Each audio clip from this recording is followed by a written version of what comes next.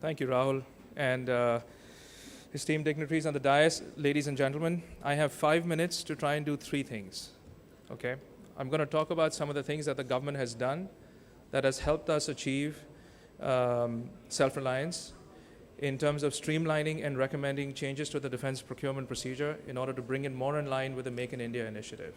Now, this has been done, of course, all of us understand this, to create a vibrant domestic manufacturing sector and to create an export capability.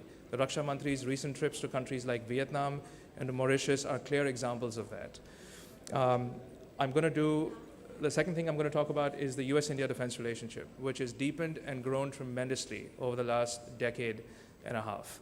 And the affirmation of the major defense partner is a very big deal for the United States, and it applies very positively to all of us, in terms of us, the Roytheon, and in terms of our Indian partners. And then third, I'll just touch on a few things where we still have challenges in terms of US industry and Indian industry. So Secretary DP, I was with him at a Make in India event in Bhubaneswar 2 Fridays ago. And he highlighted all of these facts which he gave you today. Okay, 140 AONs in the last 2 years, 85 to Indian vendors. He talked a lot about how procurement from Indian vendors is actually up. It's 71% now in 2016. But I want to reiterate my friend Sukhwinder's point. Everybody needs orders. Foreign OEMs, Indian industry, we need orders to try and really fructify the kind of things that we're talking about. We can keep discussing all of these things, but unless you have more regularity and frequency in the DAC meetings and more decision-making in actually moving along long-delayed procurement programs, large capital-intensive procurement programs, we're just going to be talking amongst each other, okay? Comrade Bhargav actually brought up the question about strategic partnerships, right?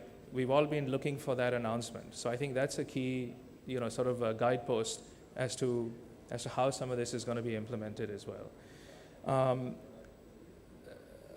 There's $2 billion in terms of offset objects, sort of offset obligation, which has already been done. There's $8 billion to be obligated over the next 8 years.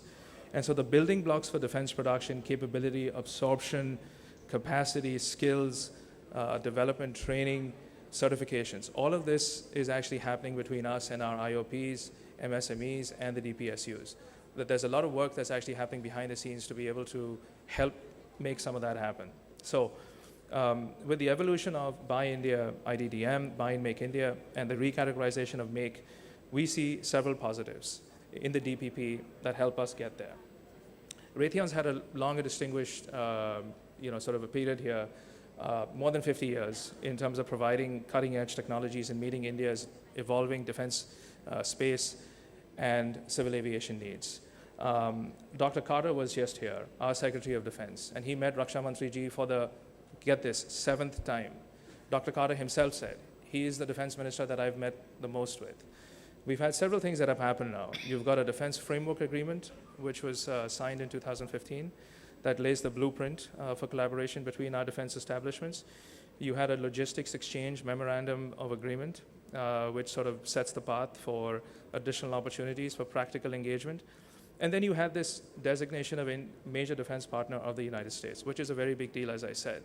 It basically, sort of heralds the US treating India on par with its closest allies and partners, who was already, fighting alongside with in very troubled areas of the world.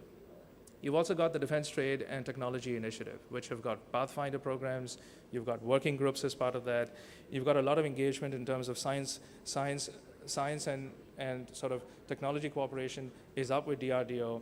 And we're working a lot with private sector today to try and fulfill some of those co-production, co-development ideas. There are new programs coming down the pipeline for DTTI as well. So that sort of sets the framework for a strong underpinning of a defense relationship. What needs to be done? So to be able to achieve this and to be able to look at Indian partnerships, not just for our Indian programs, but to be able to look at partnerships, both strategic partnerships, tactical supplier teaming, and then sort of a well-integrated, a partnership strategy which includes DPSUs, large private sector companies, and then MSMEs. We need to have certain things in place. So one broad area is ease of doing business. We've talked a lot about that through the chambers, and that includes a whole bunch of things. Transfer of taxes, setting up of offices, customs, excise duties, offsets. Offsets, the whole management and the sort of execution of offsets by DOMW and by MOD is a major sort of element of that. We've also talked about, as the sort of increase for indigenous content under Buy Indian sort of goes up, 30 to 40, 30 to 50, and IDDM, the taxes and duties of IC should be included for indigenous content. There's also going to be a need for us to work very closely with our Indian partners on how we measure indigenous content. That's going to be a key aspect of this as well. And then, last but not least, two things. I'll take the point from Jan Widerstrom. We as the United States, and I can say this very, very confidently about my company, we are providing latest generation combat-proven, battle-tested capabilities, okay? Not just technology transfer, capabilities. And then we are offering to build the roadmap and provide the building blocks to help India move down the self-sufficient gradient. Now, that has many, many manifestations to it. But if you look at all the things I've sort of stated today, if you look at that as an aspect of the long-term partnership, then I think if we can get the right support from the government, from the MOD, through the chambers, we sort of talk about the various sort of challenges we have in terms of delays, a timeline, contract process approvals, things like that, then I think we're looking at a win-win for us as the global OEMs who've had a long presence here and who really want to work with our Indian partners to sort of achieve this sort of national objective, which is obviously written behind us here. Thank you.